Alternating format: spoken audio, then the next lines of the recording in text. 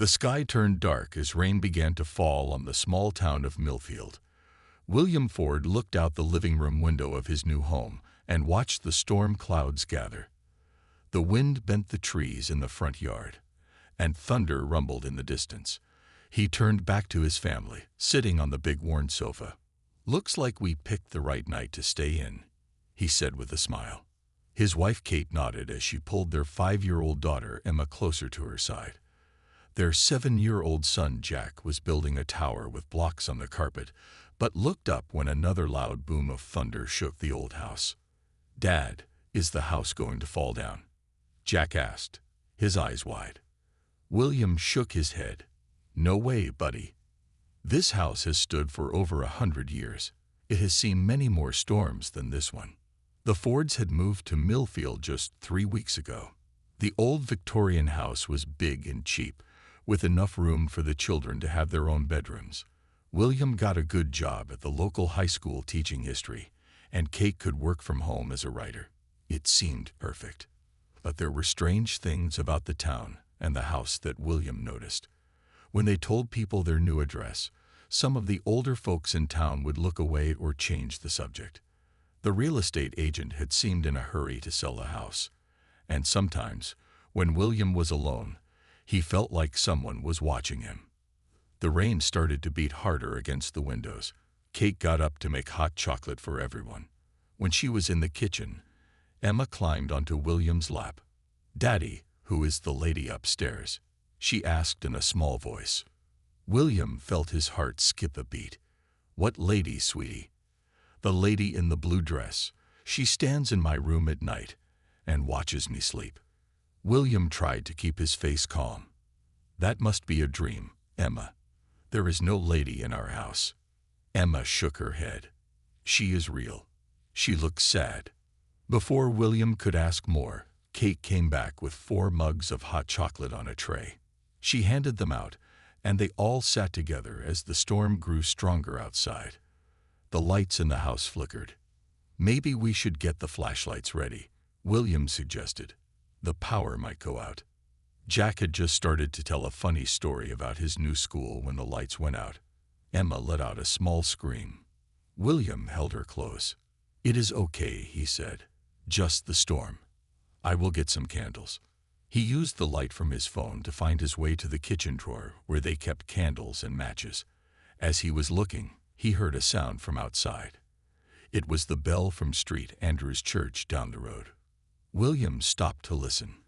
The bell rang slowly. 1, 2, 3. He counted all the way to 12. Then, just as he thought it was done, there was one more ring. 13. He felt a chill run down his back. Church bells did not ring 13 times. Never. When he returned to the living room with lit candles, Kate looked worried. "Did you hear that?" she asked in a whisper so the kids would not hear. William nodded. "The church bell. It rang 13 times. That is not possible, Will. Clocks do not strike 13. They put the children to bed early that night. Emma did not want to sleep in her room. "The sad lady will come," she said. "There is no lady," William assured her, but he left her bedroom door open and the hall light on. Later, when the children were asleep, William and Kate sat at the kitchen table with the candles still burning. "We need to ask around about this house," Kate said. "There must be stories." William agreed. "Tomorrow I will talk to some people at the school. Someone must know something." Neither of them noticed the faint smell of lavender perfume that drifted down the stairs, or the sound of soft footsteps in the empty hallway above their heads. The next morning was bright and clear as if the storm had never happened. William drove to work at the high school with questions spinning in his mind. The 13 bells. The lady in the blue dress that Emma saw. The way people in town looked when they mentioned their house address. During his lunch break, William went to the teacher's lounge. Mrs. Jenkins, who had taught at the school for 40 years, sat alone reading a book. William sat across from her with his sandwich. "Mrs. Jenkins, I was wondering if you know anything about the old Victorian house on Maple Street, the one my family just moved into." The older woman looked up slowly. Her face became serious. The Blackwood House. Is that what people call it? She nodded. It was built by Thomas Blackwood in 1890. His family lived there for many years, but most people know it because of Eleanor Blackwood. Who was she? William asked, feeling his heart beat faster. Thomas's daughter-in-law.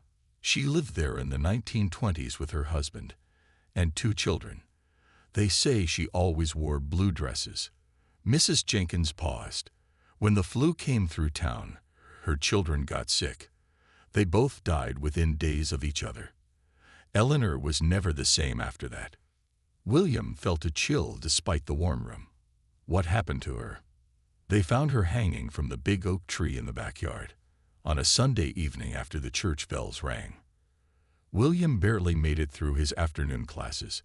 His mind kept going back to Emma seeing a woman in a blue dress. When school ended, he drove straight to the town library. The librarian helped him find old newspapers from the 1920s. William searched until he found what he was looking for. A small article from October 1923. Tragedy strikes Blackwood family again. Mrs. Eleanor Blackwood, 32, was found dead on Sunday evening. Her death comes just 3 months after losing her children Mary and James to influenza. Reverend Stone says the church bell rang at an unusual hour that evening, though the bell ringer denies pulling the rope. Mrs. Blackwood was known for her kindness and love for her children. There was a small picture with the article. It showed a woman with a sad smile wearing a high-collar dress. The blue dress. William drove home with a heavy feeling. When he pulled into the driveway, he saw Jack in the front yard talking to thin air. "Who are you talking to?" William asked as he got out of the car. Jack looked up with a smile. "My new friend. Her name is Miss Eleanor. She says she used to live in our house a long time ago." William tried to keep his voice steady. "Does she wear a blue dress?" Jack nodded. "How did you know?" Inside the house, Kate was in the kitchen making dinner.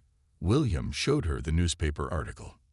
"This has to be a coincidence," Kate said, but her voice shook.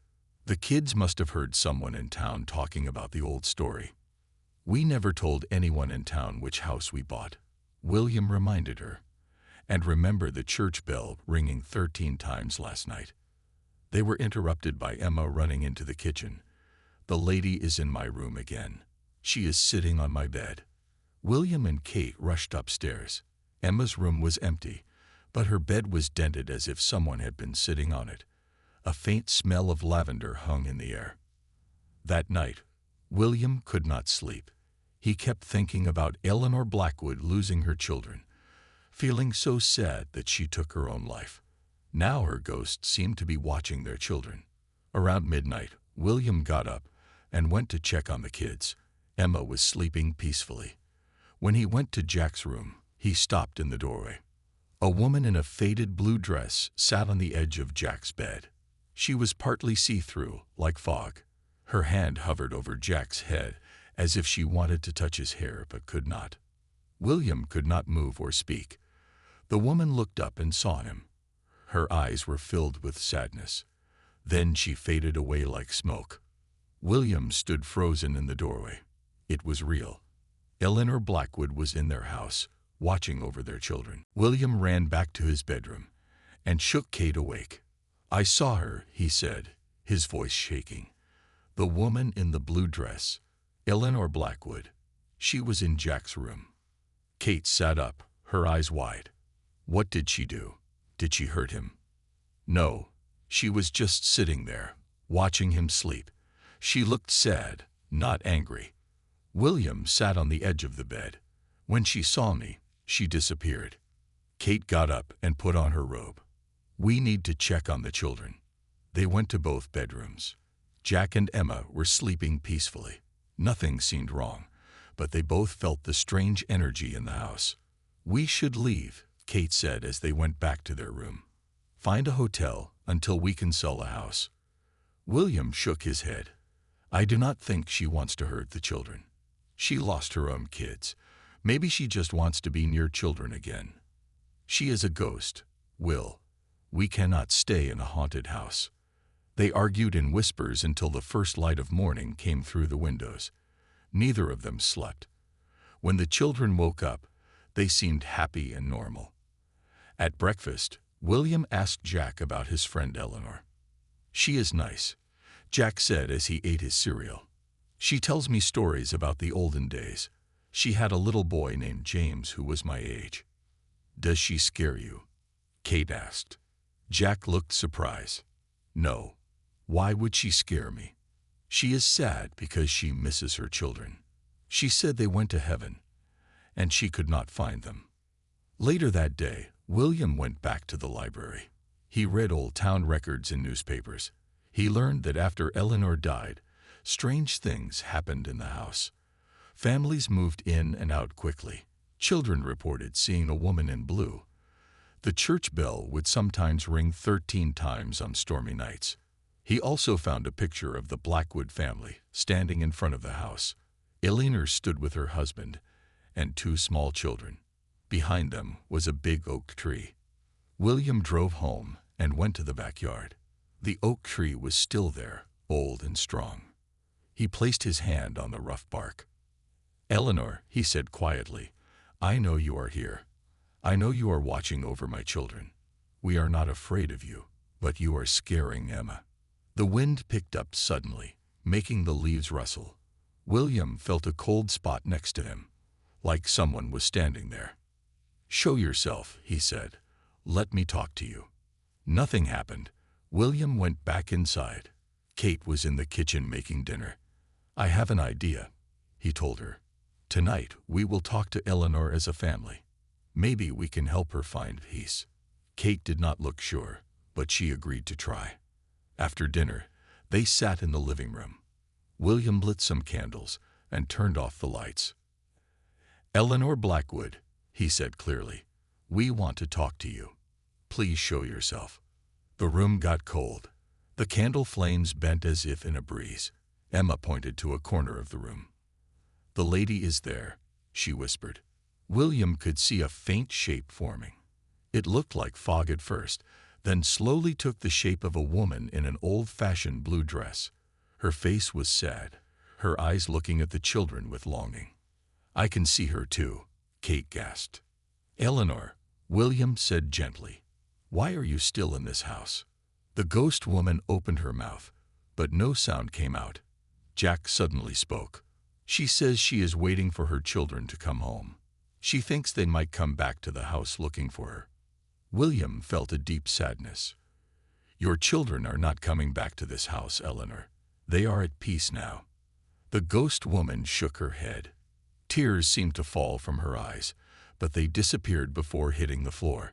Jack spoke again. "She says she heard the church bell ring 13 times when she died. The minister told her that means the gates between worlds are open. She has been waiting for her children to come through." William looked at Kate, then back at the ghost. "Eleanor, your children are not lost. They are safe. The bell does not open gates. It is just a sound." The ghost woman looked at William with such pain that he felt his own heart break. Then she slowly faded away. "Is she gone?" Emma asked. William was not sure. The house still felt strange. "I think she is still here, but maybe she understands now." That night, no one in the Ford family slept well. William kept waking up and checking on the children. Kate sat in a chair in Emma's room for most of the night. The house felt heavy with sadness. In the morning, William called the school and said he needed a day off. Kate canceled her work calls. They needed to figure out what to do about Eleanor Blackwood. "We cannot just leave," William said as they sat at the breakfast table after the children went to play. "She will still be here for the next family that moves in." Kate pushed her coffee cup in circles. "Maybe we should talk to someone who knows about ghosts. A medium or a priest." "I have another idea," William said. "The church. If Eleanor believes the 13 bells opened a gate, maybe the church bells have meaning to her." They decided to visit St. Andrew's Church. They dropped the children at a neighbor's house and drove to the old stone building in the center of town. Inside, they found Reverend Phillips dusting the wooden pews. He was an old man with kind eyes and white hair. "Can I help you folks?" he asked. William took a deep breath. "We live in the old Blackwood house on Maple Street. We think it might be haunted by Eleanor Blackwood." William expected the Reverend to laugh or look confused. Instead, the old man nodded slowly. "Sit down," he said, pointing to a pew. "I have been waiting for someone from that house to come here." The Reverend sat across from them. Eleanor Blackwood was a troubled soul. After her children died, she came here every day to pray for them. She became obsessed with the idea that they were lost souls and needed her to find them. "The 13 bells," Kate said. "What do they mean?" Reverend Phillips looked up at the bell tower. "There is an old story in this town. When 13 bells ring, it means a lost soul is trying to find its way home." Eleanor heard this story and believed it meant her children were lost between worlds. "Did she kill herself because of this?" William asked. The Reverend nodded sadly. "She thought if she died while the gates were open, she could find her children and bring them back. Of course, it was just her grief talking. She was not thinking clearly." "Her ghost is in our house," Kate said. "She watches our children. She is not trying to harm them," the Reverend said. "She is looking for her own children in every child she sees. She is stuck in her grief." "How do we help her?" William asked. The Reverend stood up. "I have something that might help." He walked to a small office and came back with an old wooden box. Inside was a small blue hair ribbon and a toy wooden horse. "These belong to Eleanor's children, Mary's ribbon and James's horse. They were given to the church after the children died. Eleanor never knew we had them." William looked at the old toys. "How will these help?" "Eleanor needs to know her children are at peace. These might help her see that they have moved on, and so should she." That night, a storm came again. William and Kate sat with their children in the living room. On the coffee table, they placed the blue ribbon and the wooden horse. William lit candles around them. "Eleanor," William called out, "we have something to show you." The room grew cold. Eleanor appeared, more solid than before. She looked at the family, then at the items on the table. Her face changed. Jack spoke in a strange voice. "She is asking where you got those." "From the church," William said. "These belong to Mary and James.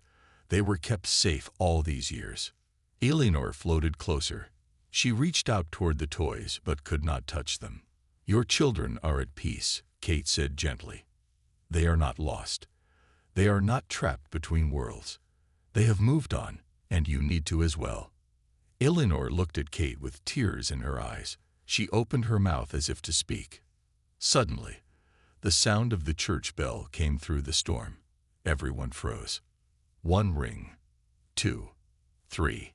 They counted silently. 12. There was a pause. William held his breath. 13. Eleanor's ghost began to glow with a soft light. She looked at the Ford family one last time, nodded at William, and then turned away. As she faded, 2 small shapes appeared in the corner of the room. 2 children in old-fashioned clothes. Eleanor rushed toward them with her arms open. The 3 shapes embraced, glowed brightly for a moment, and then were gone. The Ford family sat in silence after Eleanor and the children disappeared. The storm outside began to calm. The candles flickered but stayed lit. A feeling of peace filled the room that none of them had felt since moving into the house. "Is she gone now?" Emma asked in a small voice. William nodded slowly. "I think so. I think she found her children." Jack looked sad. "I liked Miss Eleanor. She told good stories." Kate put her arm around him. She needed to go with her own children. They were waiting for her for a very long time. They went to bed late that night, but for the first time, the house felt normal. William did not feel the need to check on the children every hour. Kate slept deeply without worrying about ghostly visitors. In the morning, they gathered for breakfast. The sunshine streamed through the kitchen windows. Birds sang in the backyard tree where Eleanor had died so many years ago. Should we tell people what happened? Kate asked as she made pancakes. William thought about it. Who would believe us? They would think we were making up stories. I want to tell my friends about Miss Eleanor, Jack said. Maybe we should keep this as our family secret, William suggested. Not everyone understands about ghosts. Later that day, there was a knock at the door. William opened it to find Reverend Phillips standing there. I woke up this morning with a strange feeling, the old man said. I thought I should check on you folks. William invited him in. The Reverend looked around the house carefully. The air feels different, he said. Lighter. Eleanor is gone, William told him. Last night when the bell rang 13 times, she found her children and left. The Reverend smiled. I am glad. Her soul was troubled for too long. Kate offered him tea, and they sat in the living room talking about the history of the house. William asked about the church bell. Why does it ring 13 times? Is it broken? The Reverend looked thoughtful. The bell mechanism is very old. Sometimes it gets stuck and rings an extra time. But there are those in town who believe it only happens when a soul needs help crossing over. Do you believe that? Kate asked. I believe there are things in this world we cannot explain, the Reverend said. And I believe in peace for troubled souls. Before he left, Reverend Phillips gave them a small book about the history of Millfield. It had pictures of the old families, including the Blackwoods. Your house has a history now, he told them. But I think the sad part of that history is over. Days passed. The Ford family settled into a normal routine. William taught his classes at the school. Kate worked on her writing. The children played and went to school and made friends. Sometimes William thought he caught a scent of lavender in the house. Sometimes the children said they heard someone humming an old song. But there were no more sightings of Eleanor in her blue dress. One evening, William was in the backyard raking leaves. He looked up at the old oak tree and remembered Eleanor had died there. On impulse, he went to the garage and found some tools. He spent the next hour carving something into the trunk of the tree. When Kate came out to call him for dinner, she saw what he had done. In the bark of the oak tree, William had carved 3 names: Eleanor, Mary, James. Below the names, he carved one word: peace. Do you think that was the right thing to do? Kate asked. William nodded. They were here. They were real. Someone should remember them. That night as the family sat down to dinner, the lights flickered once. The gentle breeze moved through the dining room, though all the windows were closed. And just for a moment, they heard the sound of children laughing. Then it was gone, and the house was just a house again. But it was their house now, with all its history and stories. And they were not afraid anymore. 2 months passed. Winter came to Millfield, covering the town in snow. The old Victorian house looked beautiful with icicles hanging from the roof and smoke rising from the chimney. The Ford family had settled into their new home and new life. William became known at the high school as a teacher who loved history, especially local history. He often told his students about the old families of Millfield, though he never mentioned ghosts or 13 bells. One cold December day, William was in the basement looking for Christmas decorations when he found a loose brick in the wall. Curious, he pulled it out. Behind it was a small space. Inside the space was a tin box. William brought the box upstairs. The whole family gathered around the kitchen table as he opened it. Inside were old papers, yellowed with age. There were letters, tied with faded blue ribbon. There were drawings done by children. And there was a small diary with the name Eleanor Blackwood written on the first page. Should we read it? Kate asked. William was not sure. These are her private thoughts. She lived in our house, Jack said, and she was my friend. I think she would want us to know about her. They decided to read just a little bit. William opened the diary carefully. The handwriting was neat but faded. He read out loud. April 12, 1923. Today is James's birthday. He is 7 years old now. We had a small party in the garden. The apple tree is blooming, and Mary made him a crown of flowers. He says he wants to be a train driver when he grows up. Robert gave him a wooden train set. I wish Father and Mother could have seen him today. He looks so much like Robert. May 30, 1923. The children have been sick for 3 days now. The doctor says it is just a spring cold, but I worry. Mary's fever will not go down. James seems better today. He asked for his toy horse. I must stay strong for them. June 2, 1923. Mary is gone. My sweet girl died in the night. I cannot write more today. My heart is broken. June 5, 1923. Now James is gone too. 2 small coffins in the ground. How am I supposed to live now? Robert does not speak. He goes to work and comes home and sits in his chair.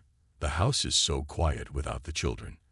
I keep thinking I hear them playing upstairs. William stopped reading. This is too sad. We should not read more. But Kate pointed to the last page of the diary. Look at the date, October 28, 1923. That was the day she died. William turned to that page. October 28, 1923. I dreamed of the children last night. They were calling for me from somewhere far away. They are lost and cannot find their way home. Reverend Stone says they are with God, but I know better. I can feel them trying to reach me. The old stories say when the church bell rings 13 times, the gate between worlds opens. I have been watching the church bell tower every night. Tonight it is stormy. The veil is thin on such nights. If I hear 13 bells, I will know what to do. I will find my children and bring them home. The Ford family sat in silence after William finished reading. She really believed it, Kate said softly. She thought she could find her children. And she did. Emma said, "We saw them." William closed the diary gently. "We should keep these safe. Can we give them to the town museum?" Jack asked. "So people will remember her and her children." William thought about it. "That is a good idea. But we should keep the last page private. Some things should stay with the house." That night, William put the box back in its hiding place in the basement wall, but he kept the diary out. He wanted to read more about Eleanor and her family. He wanted to understand more about the woman who had haunted their house for so long. As he read more pages by lamplight, he realized Eleanor had not always been sad. Before losing her children, she had been happy. She wrote about picnics and birthdays and Christmas mornings. She wrote about her husband Robert and how much she loved him. She wrote about planting flowers in the garden and baking cookies with Mary. Eleanor Blackwood had been a real person with a real life, not just a ghost in a blue dress. Spring came to Millfield. The snow melted and flowers began to bloom in the garden of the old Victorian house. William spent weekends working in the yard, planting new flowers and fixing the old fence. He often thought about Eleanor as he worked, wondering if she had planted some of the perennials that came up year after year. One Saturday in April, William was digging a new flower bed when his shovel hit something hard. He dug carefully around it and found a small metal box. It was rusty and dented. He opened it and found a child's treasures inside. Marbles, a small pocket knife, bird feathers, and a folded piece of paper. William unfolded the paper carefully. It was a child's drawing of a family. A tall man, a woman in a blue dress, and 2 children standing in front of a house. On the back was written in a child's handwriting, "My Family" by James Blackwood. William showed the box to his family that evening. "It must have been James's secret box," Kate said. "Children often bury their treasures." "Can I keep the marbles?" Jack asked, "since James is not here anymore." William thought about it. "I think James would like that, but we should keep his drawings safe with the diary." The next day was Sunday. The Ford family decided to go to church. They had not been regular churchgoers before, but since moving to Millfield and learning about Eleanor, they felt drawn to St. Andrew's Church. Reverend Phillips greeted them warmly. After the service, he asked them to stay. "There is something I want to show you," he said. He took them to a small garden behind the church. There were old gravestones there, some so weathered that the names could not be read anymore. The Reverend led them to 3 stones in a row. Eleanor, Mary, and James Blackwood. William read the names out loud. They were all buried here, Reverend Phillips said. Robert Blackwood moved away after Eleanor died, but he made sure they were all together. Emma placed a wildflower on each grave. Now we know where they are. That night, William had a dream. He was standing in his yard, but it looked different. The house was newer. The trees were smaller. A woman in a blue dress was hanging laundry on a line while 2 children played nearby. The woman turned and saw William. She smiled at him. It was Eleanor, but not the sad ghost they had seen. This was Eleanor when she was alive, happy with her children. "Thank you," she said in the dream, "for remembering us." William woke up feeling strangely peaceful. He did not tell Kate about the dream, but he went to work that day with a new idea. Over the next few weeks, William spent his free time researching the history of Millfield and the Blackwood family. He found old photographs and newspaper articles. He talked to the oldest residents of the town who still remembered stories about the house. "What are you doing with all this?" Kate asked one evening as William spread papers across the dining room table. "I want to write it down," he said. "The story of Eleanor and her family, and all the other families who lived in this house, including us." Kate smiled. "A house history." William nodded. "This house has been standing for over 100 years. It has seen happiness and sadness, births and deaths. It deserves to have its story told." "Are you going to include the ghost?" Jack asked. "Some things might be hard for people to believe," William said, "but I will tell the truth as we know it." Summer came, and William finished his project. He put all the information into a book with photographs and copies of old documents. He titled it "The House on Maple Street: A History." The town library was happy to keep a copy. William also made copies for his family and future owners of the house. "So they will know what happened here," he explained to Kate. "So Eleanor and her children will not be forgotten." The house felt truly theirs now. Not because the ghost was gone, but because they had embraced its history and made it part of their own story. The old Victorian house had seen tragedy, but now it was filled with a new family and new life. As William planted a young apple tree in the spot where Eleanor said her children had played, he felt like he was connecting past and present. The story of the house would continue, with new chapters yet to be written. 1 year had passed since the Ford family moved into the old Victorian house on Maple Street. 1 year since they first heard the church bell ring 13 times. 1 year since they met Eleanor Blackwood. The house had changed in that time. William and Kate had painted the walls and fixed the old floors. They had planted flowers in the garden and hung new curtains in the windows, but they had kept some things the same, like the carved wooden banister on the stairs that had tiny flowers carved into it. Eleanor had mentioned in her diary that her husband Robert made it for her. It was October again, and a storm was brewing. Dark clouds gathered over Millfield, and the wind picked up. It reminded William of their first night in the house. "Do you think she will come back?" Emma asked at dinner. She was 6 years old now and had not mentioned the lady in the blue dress for months. "Who?" Kate asked. "Miss Eleanor, when the bell rings 13 times. William looked at Kate across the table. "Eleanor found her children," he said gently. "She does not need to come back."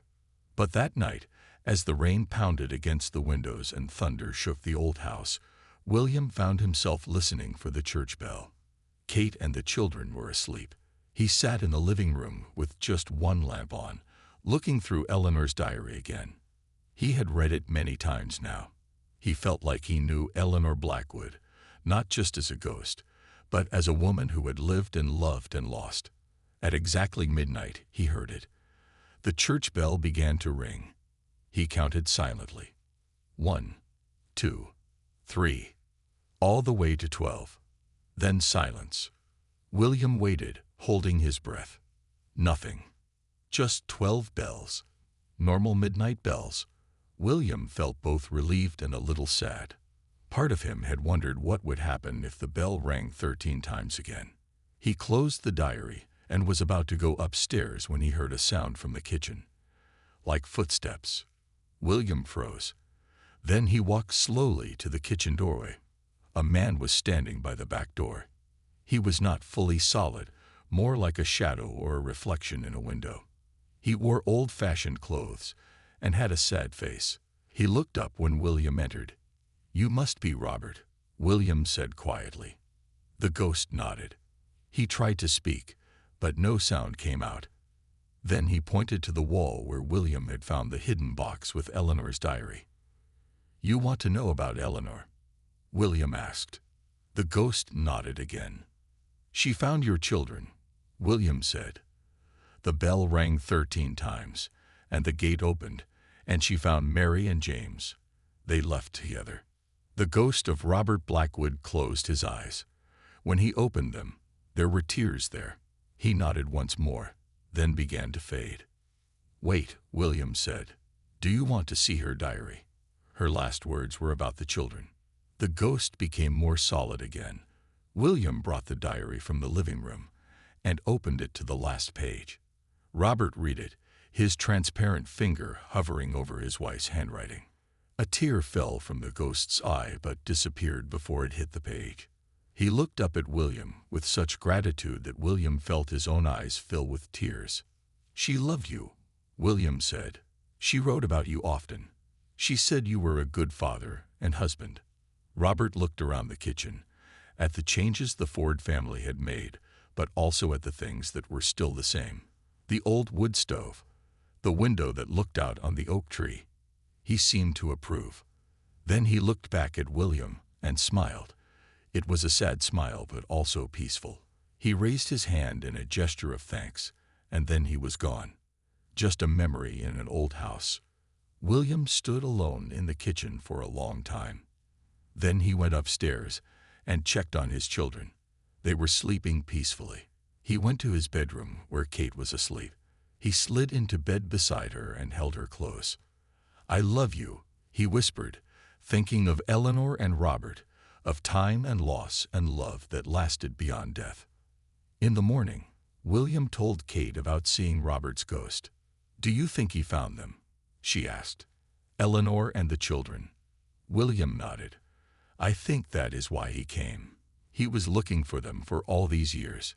Maybe he needed to know they were at peace before he could find peace himself." That day, William added a new chapter to his book about the house. He wrote about Robert Blackwood coming back one stormy night, looking for his family. He wrote about a house that held memories and stories, about the people who had lived and died there. "And now we are part of that story too," he wrote at the end. 5 years passed.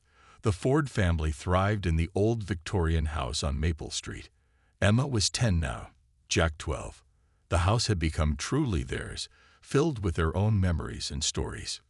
William's book about the house history had become popular in Millfield. People often stopped him on the street to talk about it. Some even asked to see the house. The Blackwood family story touched many hearts. One Saturday in October, a stranger came to their door. He was an older man, well-dressed, with gray hair and kind eyes. "Can I help you?" William asked. "My name is Thomas Blackwood," the man said. "I believe you live in my grandparents' house." William was stunned. "You are related to Robert and Eleanor Blackwood?" The man nodded. "Robert was my father. I was born after he left Millfield." He never talked much about this place or his first wife and children. It was too painful for him. "But after he died last year, I found letters and photographs. I wanted to see the house where he grew up." William invited him in.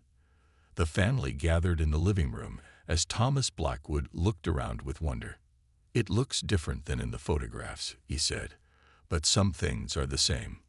"We tried to keep the important parts," Kate explained. "The carved banister, the stained glass window on the landing." "My father made that banister," Thomas said. "He was good with his hands." William hesitated, then asked, "Would you like to see something?" He brought out the diary and the small box of James's treasures. Thomas Blackwood held them carefully, his eyes filling with tears. "My half-brother and sister," he said softly. "And Eleanor. My father married my mother 2 years after leaving here. He was never truly happy, though he tried. There was always sadness in him." William thought about Robert's ghost searching for his family. "I think he loved them very much." "These things should be yours," Kate said. "They belong in your family." Thomas shook his head. "No, they belong to this house. My father would want them to stay where his first family lived." Jack, who had been quiet, suddenly spoke up. "Did you know your house is haunted?" "Jack," Kate said in a warning tone. But Thomas smiled. "Is it? By whom?" "It was," Emma said. "By your father's first wife. But she is gone now. She found her children and left." Thomas did not look shocked or disbelieving. "My father always said this house had a special energy. He said sometimes he felt Eleanor was still here, waiting. We have not seen her since that night when the church bell rang 13 times," William said, then stopped. He had not meant to mention that. But Thomas nodded. "The 13 bells. My father told me about that once, when he had too much to drink on Christmas Eve. He said Eleanor believed the bells opened a gate between worlds." The Ford family exchanged looks. They had never told anyone the full story of what happened with Eleanor's ghost. "Would you like to hear it?" William asked. Thomas nodded. "I would like that very much." They spent the afternoon telling Thomas Blackwood about Eleanor's ghost, about the church bell ringing 13 times, about seeing her reunited with the spirits of her children, and later about Robert's ghost coming to find out what had happened. "I think he found peace then," William finished, knowing they were together. Thomas wiped tears from his eyes. "Thank you for telling me. My father would be grateful to know they are at peace." Before he left, Thomas asked to see the oak tree in the backyard. William showed him the names carved in the trunk. "Eleanor, Mary, James. May I add one more?" Thomas asked. William handed him a pocket knife. Thomas carved carefully. "Robert." Now all 4 names were there. A family reunited, at least in memory. That night, the Ford family sat together in the living room. Outside, another October storm was brewing. The wind blew fallen leaves across the yard, and rain began to patter against the windows. "Do you think we will ever hear the 13 bells again?" Jack asked. William shook his head. "I think that chapter of the house's story is closed now. The Blackwoods have found each other and found peace." As if to answer him, the distant sound of the church bell began to ring. They all fell silent, counting. 1, 2, 3, all the way to 12. Then silence. William held Kate and the kids close as they listened to the storm. No 13th bell rang, just the normal midnight chime.